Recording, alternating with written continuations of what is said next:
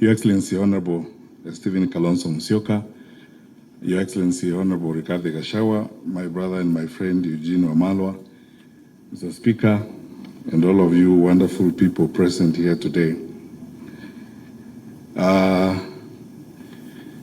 For clarity, the Honorable David Murathe, who was being talked about, is my colleague member of Jubilee, the Vice Chairman of Jubilee.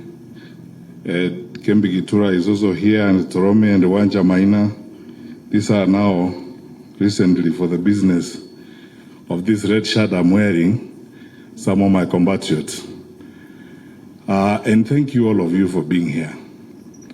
Because we are not going to make long speeches, I want to start first of all by congratulating Honorable Muturi for doing this book. In the 90s, I'm actually looking forward to reading it. In the 90s, in the mid-90s, I served on a small committee with Professor Henry Ndangasi and the others in designing at the graduate school at the University of Nairobi a course that we called the African Autobiography. Because for those of you who may be students of literature and linguistics, the autobiographic genre became new to Africa, probably late 60s and early 70s, because autobiography was mainly a predominant genre for Westerners in terms of writing. There are many theories you could go into on that particular basis, whether or not Africans didn't have stories to write or Africans didn't have to write about their lives and so on and so forth. But it's gratifying to see that now in Kenya, the genre has not only taken root, but it's very vibrant and present. And we are looking forward to reading what J.B. Muturi has done. But most importantly, I spent about 9 years working on legislative strengthening. And this is where I interacted actively with J.B. Muturi when I ran the Kenya Parliamentary Strengthening Program as, first of all, the Deputy Director, then Country Director for Sunni, and then later on the Regional Director for East and Southern Africa. We served together a little bit. I was reminding JB now on the ALP project, the African Legislatures project, when we did an analysis and put together data on Africa's 48 legislatures. What makes parliaments work, what makes parliaments tick, the characters and the types of parliaments and so on. JB has always been a very resourceful person. In fact, I could be forgiven to say that on the African continent, when you look at experiential exposure and education on legislative work and institutional development in legislation, JB could be one of the about 5 or 10 who have built that body of knowledge and experience in legislative practice that you could actually consult, very much like the big speakers we consult from the Commonwealth Parliament, like the Lok Sabha in India and Australia and so on. I remember many things. I was asking Eugene what I should reveal and what I shouldn't reveal. Then Eugene kept reminding me some of those are too sensitive to reveal. But I remember how we had a lot of discussions with JB the first time we started implementing the new constitution on how the president should behave when he goes to parliament. Because the big debate exists whether or not when the president enters parliament, he should actually sit down in parliament, because the president is not a member of parliament. And if you look at the body of knowledge that exists, especially from the US Congress and the others, because the president is not a member of the assembly, he walks in, puts the report on the table, reads the speech and walks out without sitting down because he's not a member of parliament. Then we had a long evening with J.B. Muturi.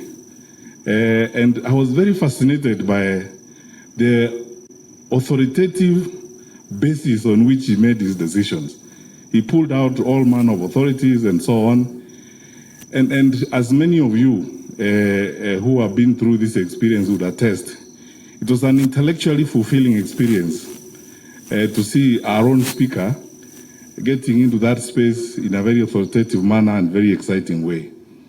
So here is my request to you, or my ask, JB. I'm going to, I've not read your book, so I'm going to read it now.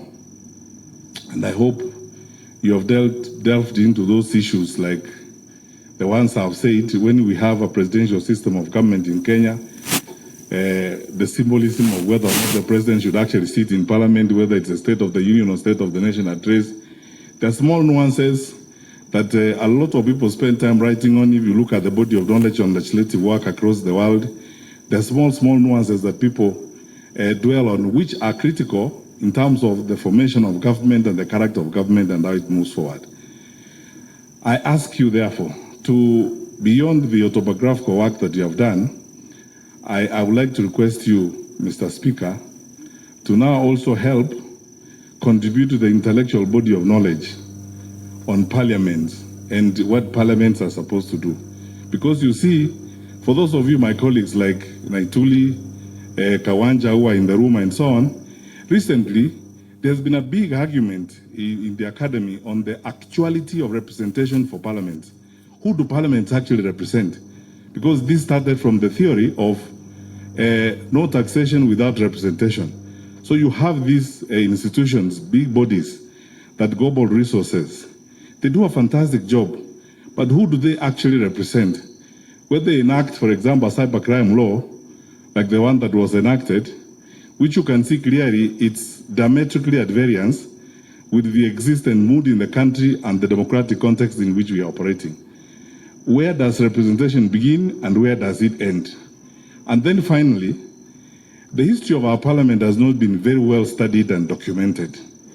I argue all the time, and all of you wonderful people here will relate to this, that this parliament that is in office now and the honorable members of parliament who are here, please allow me to be very sincere. This is the first time parliament has not acted and actually invoked its absolute institutional mandate, which is bipartisan representation to deal with issues of the day. Because we have seen in previous parliaments, many of you who are here, Mheshimiwa Murathe, Mheshimiwa Kembe Githura, and the others who were in parliament in the past, when there was a crisis in the country, and in fact, this is the contribution of parliament to the management of the country. Parliament usually closes ranks, they forget about parties, they come together and now do a parliamentary inquiry on an issue. When the Gen Z demonstrations happened in 2024, and what happened in parliament happened, quite frankly, from a government point of view, and as somebody who has been a cabinet minister, I thought that the executive branch of government was going to take advantage of an absolute opportunity available to them, ask Parliament to have a bipartisan inquiry on what had happened, so that then they can follow and provide even an opportunity through which expression and discussion would happen on the challenges of Gen Z and what was happening in the country. Now, we haven't seen that rigorous use of the institution of Parliament for the good of the country, where, for example, investigations like those would happen. And both parties in government and parties in the opposition would sit and deal with those kinds of issues. When children burn to ashes in a school here, 21 of them, you expect a complete and thorough bipartisan investigation by Parliament. No, none of us here, I don't know whether there's anybody even in this room, who knows how many graves are in Shakahola and how many people died there. No thorough bipartisan parliamentary investigation. This is why there is now a big debate on the actuality of representation for legislative institutions. Who do they actually represent in the long run? Are they acting in the good of the people, or are they acting in the good of the political environment of the day? But anyway, such is life. Thank you so much, my brothers. And JB, you have done all of us proud. Continue to do what you are doing. But I would like to, because you have now shown us the way, please, I know you have a lot to offer. You have much more to offer than this book. So I encourage you, Godspeed as you give us the next phase of this, and may God bless you.